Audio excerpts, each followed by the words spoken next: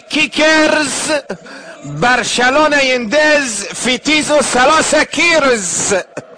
هاي كيكرز حرام حرام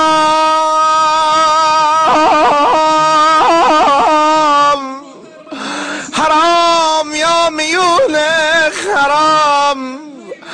ماذا فعلتم ببارسلونا يا ميونخ حرام. برشلونة ماذا فعلتم يقول الراوي حينما ذهب بيكي داخل البوكس مال 6 فبسع الكرة في مرماه، نادى حارسهم اويلي يا بيكي شو عملت بيا.